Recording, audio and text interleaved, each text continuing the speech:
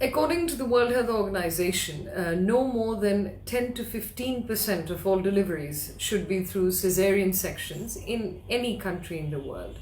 Unfortunately, in Bangladesh, there has been over the years an alarming rise in medically unnecessary C-sections.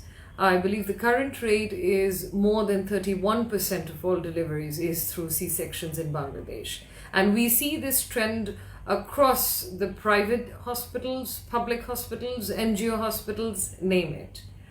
So to address this problem and to slow down and eventually reverse this phenomenon, Bangladesh Legal Aid and Services Trust, in short BLAST, decided to file a public interest litigation before the High Court Division, challenging the failure of the state to control this phenomenon.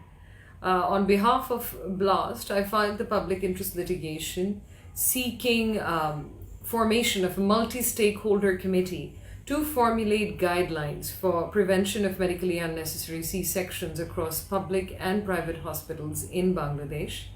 After preliminary hearing, rule was issued on the government authorities and a committee was formed, and the committee has formulated guidelines and submitted the guidelines to the Honorable High Court Division. Currently, the matter is pending hearing. The guidelines are being fine-tuned through further expert consultations. As for next steps, once the guidelines are finalized, we're going to seek from the Honorable Court that these guidelines should be given the force of law until appropriate legislation is enacted, at which point these guidelines may be replaced by the legislation.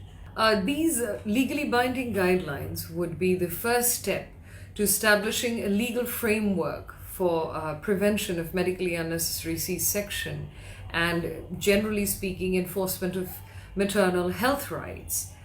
Till date, there is a legislative vacuum so far as maternal health rights are concerned. So this would actually fill that legislative gap that is there.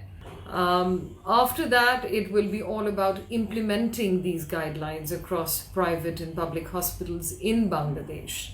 And we hope that through implementation, we should be able to slow down and eventually reverse this very alarming trend which violates maternal health rights across the country.